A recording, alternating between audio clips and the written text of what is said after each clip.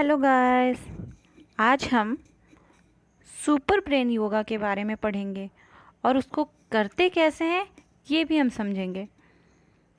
जब भी हम सुबह सो के उठते हैं तो हमारा ब्रेन जो है वही हमारे बॉडी को चलाता है।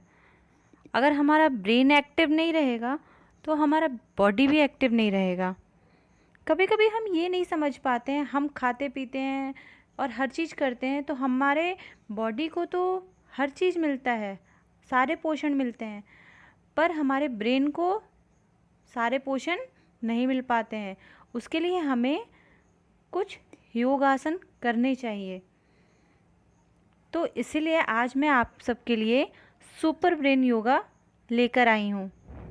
चलिए हम समझते हैं कि सुपर ब्रेन योगा करते कैसे हैं।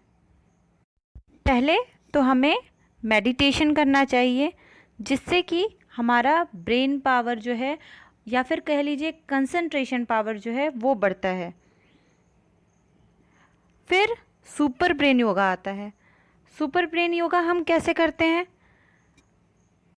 सुपर ब्रेन योगा करने के लिए पहला स्टेप है कि सीधे खड़े हो जाएं और आपकी ये जो भुजाएं हैं उनको एकदम नॉर्मल तरीके से रख के खड़े हों। आपकी भुजाएं सामान्य स्थिति में होनी चाहिए।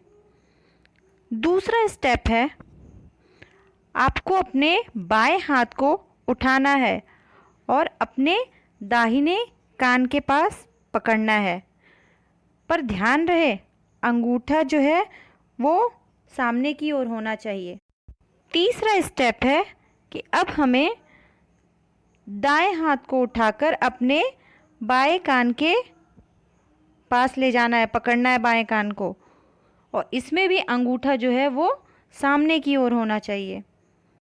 फोर्थ स्टेप है फिर आपको गहरी सांस लेना है और धीरे धीरे बैठ जाना है।